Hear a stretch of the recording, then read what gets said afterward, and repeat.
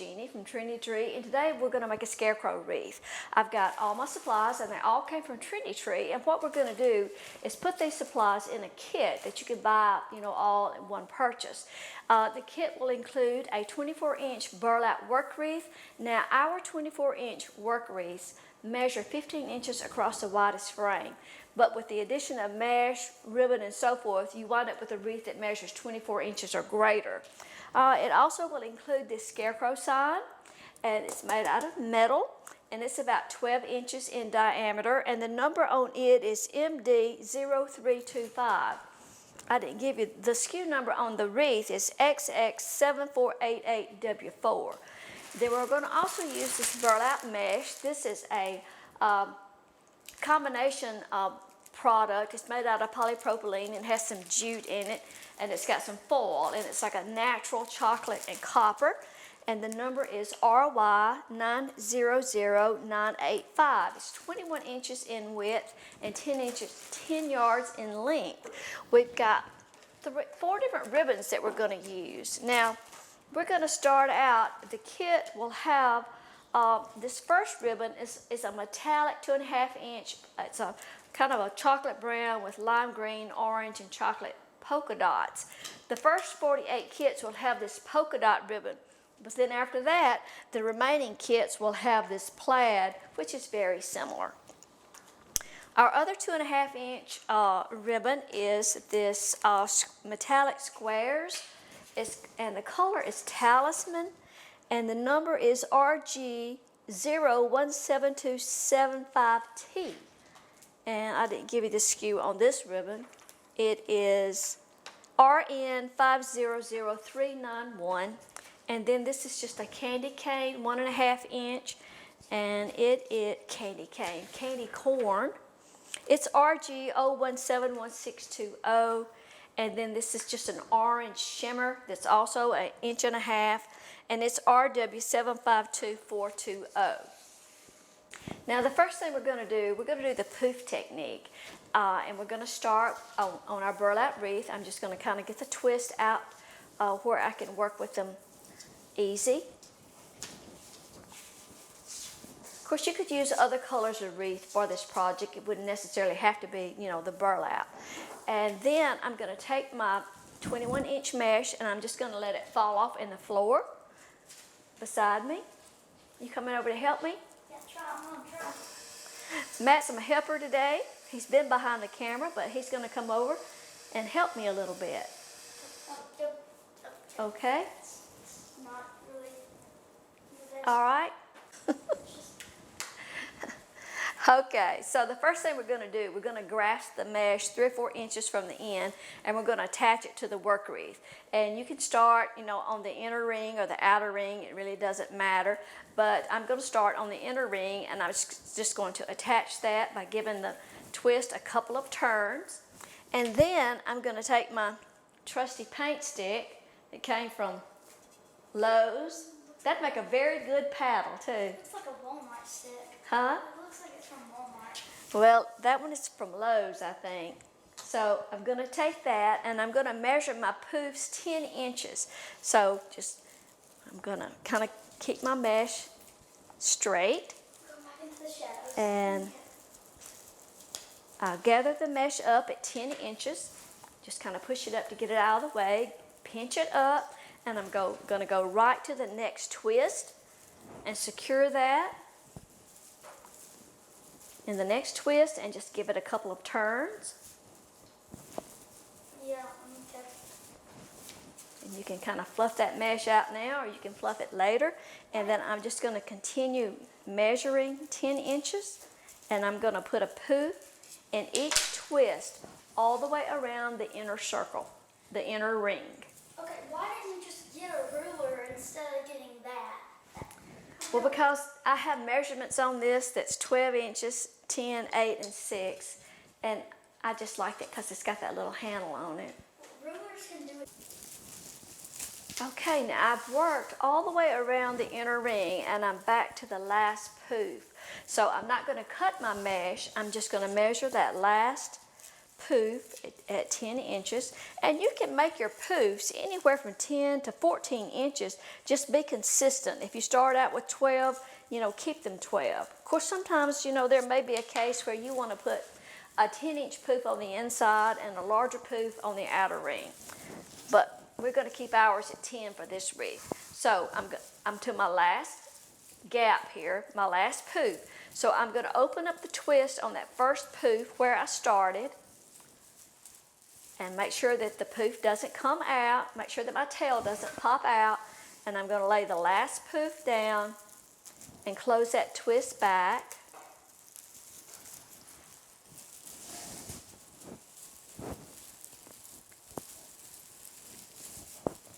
Okay, so now I have gone all the way around the inner ring, and like I say, you can fluff these poofs out now, or you can wait till you get completely through.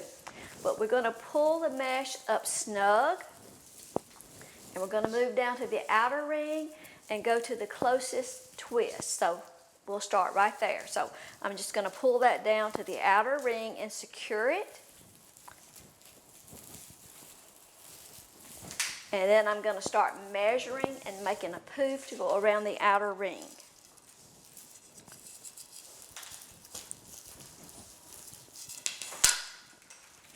We're just going to continue with 10-inch poofs.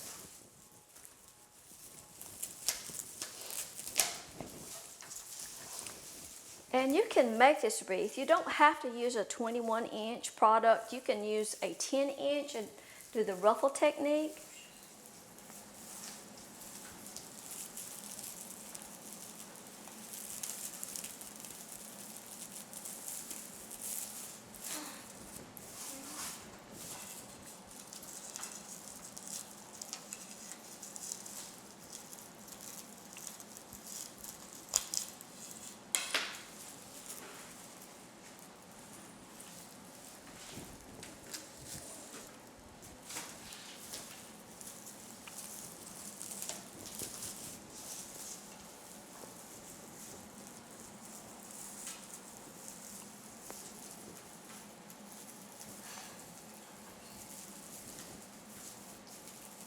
And we're just going to continue working around that outer ring, putting a 10-inch poof in each twist around the outer ring.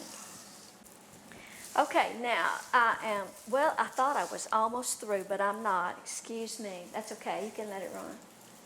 I thought I was to the last poof. I got it. Matt is my cameraman today. I thought I was done, Mark. Matt? Why am I saying Mark? Well, I have to stand on a stool and I almost fell off, so yeah. Okay. Well, I just like a few more twists, and then we'll be all the way around the outer ring.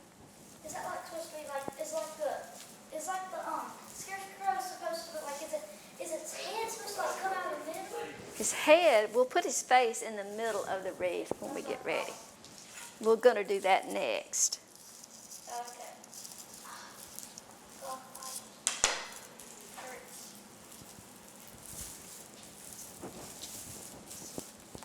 This mesh is really pretty. The burlap in it really gives it a great texture. That's a jute thread, so you got polypropylene and jute, and then the wide foil and the copper and chocolate.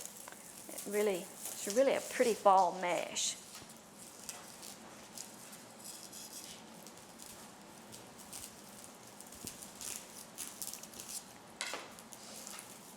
Okay, now then, we're ready to our last poof. So I'm going to open up the twist where I started, and it kind of gets to be a handful right there, but I'm going to open up that twist and make sure my previous poof stays in place, lay the last one down, and then I'm going to secure that same twist back pretty snugly.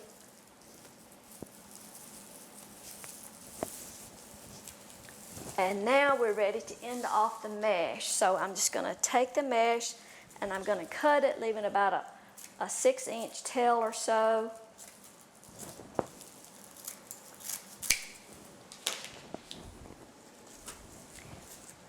And you will have, some mesh left over, a couple of yards on this roll. Now I'm going to take that tail where I ended, and I'm going to tuck it to the inside of the work wreath just to get it out of the way. Flip the wreath over, and you can take that raw tail and you can use a zip tie to secure it to the work wreath frame. All right, so I've got my raw tail where I ended and my raw tail where I started. I'm just going to put them together, and then I'm going to just take a zip tie and go around the metal work wreath frame, and I'm just going to secure that. And that's just to keep it from popping out. You have to have your zip ties in there the right way, y'all. That'll keep that tail from popping through when you don't want it to.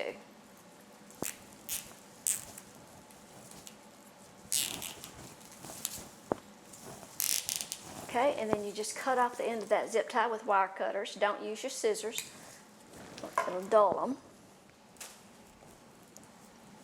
Okay, take your poofs, kind of push them out from the inside. And then you've got your poofs made all the way around. Okay, so you've got a 10-inch poof around the inner and the outer ring. So that's what it looks like at this point. And you will have some strings, all mesh ravels, no matter what kind it is, no matter what kind of technique you do. So you can clip strings along the way if you need to, or you can clip them, at the end. And also, one thing that you can do right now is take a chenille stem and make you a wreath hanger, because that will help you keep your wreath centered when you go to put your sign on. And the way I'm going to do that, I'm just going to take a gold chenille stem. I'm going to pick out a place where I have a straight post, and I'm just going to create a hanger. And you can do this lots of different ways. You can use zip ties, floral wire.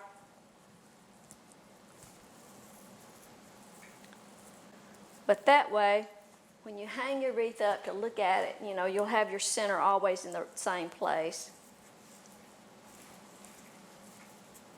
Makes putting your sign on a little easier.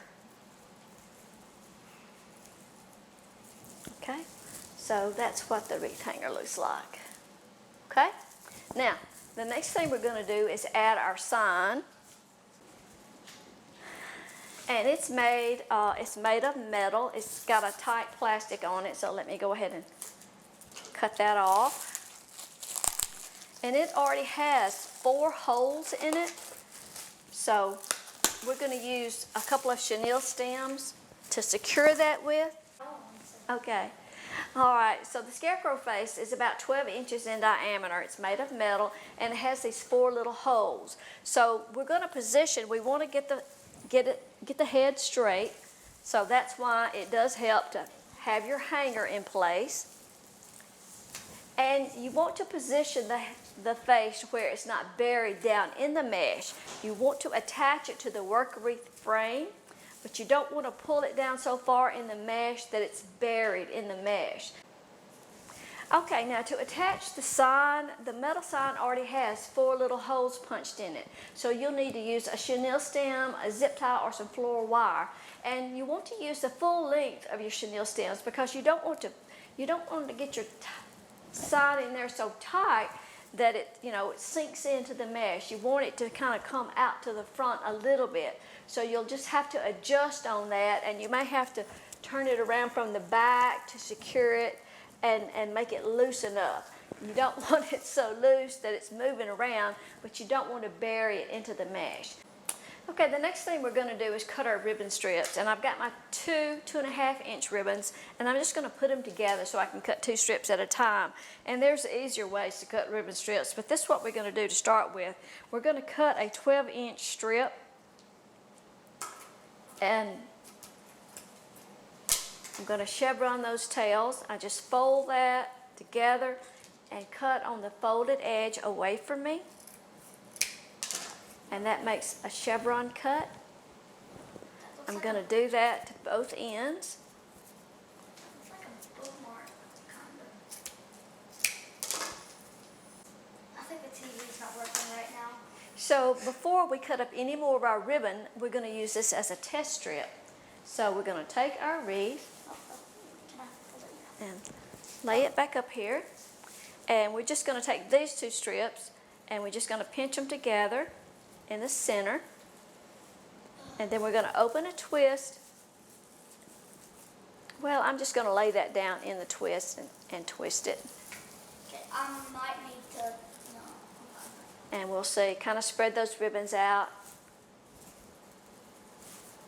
like that. Do I need the sole? And decide if our 12 inches is what we want or not, and I think that's fine. Yes. Okay? Okay. All right, so we cut all of our ribbon strips. We cut up the 1.5 inch also. So we have 4 different ribbons, and there's 18 twists around the wreath. So we're going to put a cluster of 4 ribbons in each twist. Now, doing ribbon strips is just one of the easiest ways to make a wreath. Now, you can take this ribbon and do bows. You don't have to do ribbon strips. You have some ribbon left over on all 4 rolls. So, but what I'm going to do is put a cluster of 4 ribbon strips in each twist, and I'm going to start. I usually pick up my 2.5 inch, and you can just fold it to get your center.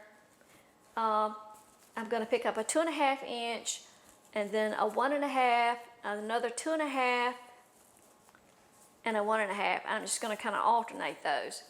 And I'm just going to fold them in half to get my center and pinch that up and make a ribbon cluster. And then I'm going to open a twist. And on this wreath, I'm not going to open the twist. I'm just going to lay the ribbon cluster down in the twist. And I'm going to twist it 3 or 4 times. And then I'll take the ribbon and kind of spread it out. So it just all spreads out. Make sure your ribbons are face up. And you can kind of curve them under. Of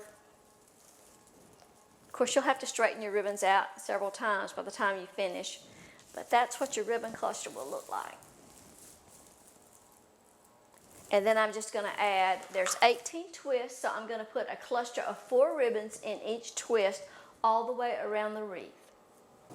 Okay, now I've gone all the way around the wreath with a cluster of 4 ribbons in each twist. Now on this wreath, sometimes in the past, I have usually said undo the twist and take it all the way down to the mesh and then put in the ribbon cluster and then retwist it. On this one, I didn't. People do it different ways, so I would just advise you to try, and whichever way works for you, do it that way. If you find that your ribbons are loose when you tug on them, then you probably need to open up the twist and put your ribbon cluster down right on top of the mesh and then twist it. But if your ribbons feel secure like these, then that's fine. Don't fool with opening the twist. It'll save you a little time. Now, there is some of the ribbon left over. If you would like, you can make a bow to attach. There's maybe enough to make 2 bows. If you wanted to put a bow kind of at the top, offside, and then one down here, you could do that, or you could leave it just like it is. Okay, I'm going to go ahead and make bows with the remaining ribbon. I had enough ribbon left to cut 24-inch pieces. I cut 6 pieces, 24 inches in length from each one. One ribbon was a little bit short, but that's okay, it won't show. So I have all 4 ribbons cut, and I'm going to make 2 bows just alike. So I'm going to take 3 ribbons of each style and just go ahead and separate them so I don't mix them up. And I'm going to make 2 bows just alike, just a simple loop bow. Okay. Oops. So I have my chenille stem, and I'm just going to start. I'm going to have about a 6-inch tail. So I have a mark here on my board. So I'm going to grasp it at 6 inches and just pinch it up. And then I'm going to make about a 6-inch loop.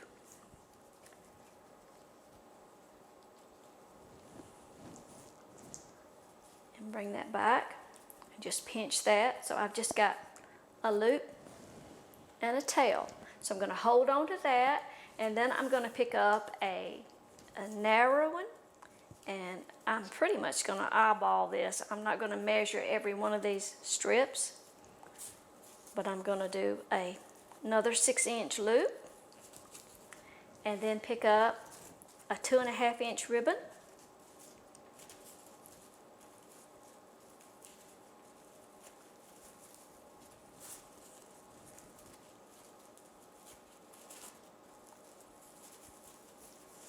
I have a 6-inch loop and a 6-inch tail. And now I've used 3 ribbons, so now this is my 4th ribbon. Just each time I'm alternating between a 2.5-inch and a 1.5.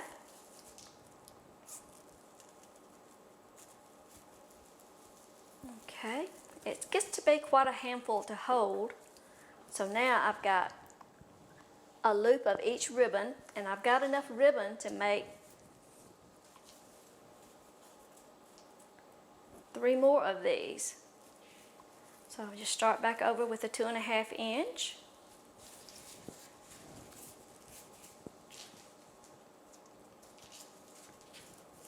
And then a 1.5.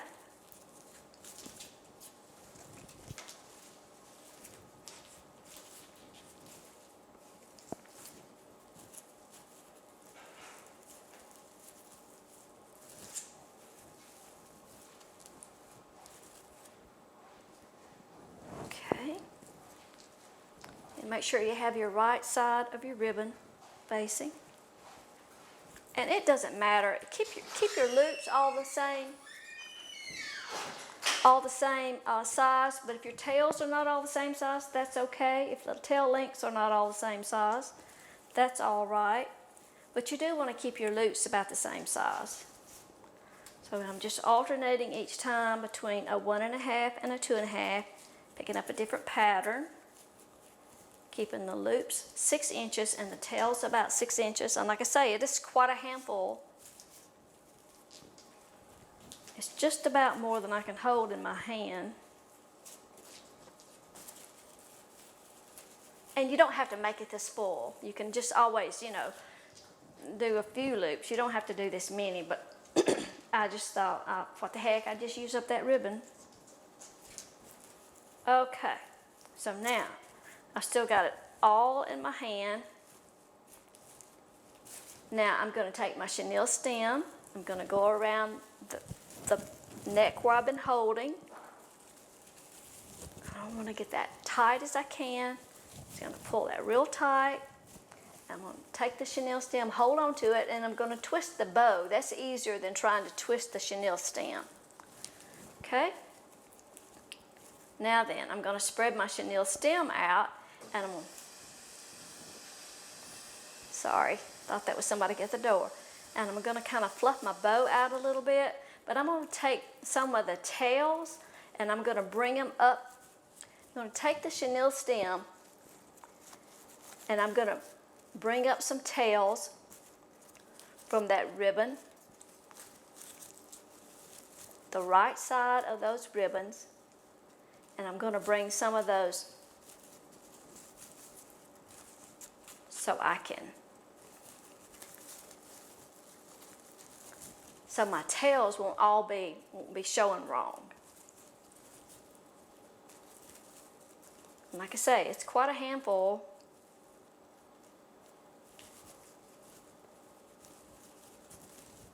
So you want some tails to the front and some tails to the back. All right, and then when you get some of your tails,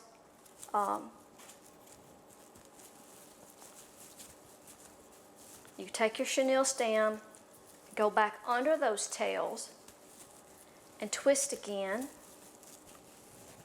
Make sure your knot a little bit thick, that's okay. Because that way, when you set your bow down to fluff it out, you've got all your tails facing up the right way. And then you have a chenille stem on the back to attach it to the wreath. So I'll just attach one. So I would take a wreath like this and attach this kind of up to the front on this side maybe, and then put the other one down here. And you just take the chenille stem and attach it. If your chenille stem is long enough, you can kind of wiggle your fingers in there and attach it to the work wreath frame. But if that buries your bow in too far, you can always attach it to one of the twists. That's what I'm going to do on this one. I'm going to attach it to with one of the twists on the work wreath. Okay, there's a wreath after we finished it. We added the bow, one here and just attached it to the twist. Now you always need to look at your wreath from the back, clip your strings, make sure you don't have anything that will scratch your wall or anything. Fluff out your ribbons. You'll have to, kind of fluff those up, as you turn your wreath over and work on things, you'll bend those down, so you'll have to fluff those ribbons out again. All these supplies came from Trendy Tree, and we have a X number of kits that we'll have with all these supplies in it, and we'll have that link. I'll post that link. If you look down in the description of the video, I'll have that link posted. Now, once those kits sell out, you can still make the same wreath, just choose, a different mesh, different ribbons, or a different sign, and just use the same technique. Thanks for dropping in. We'll see you next time. Bye-bye.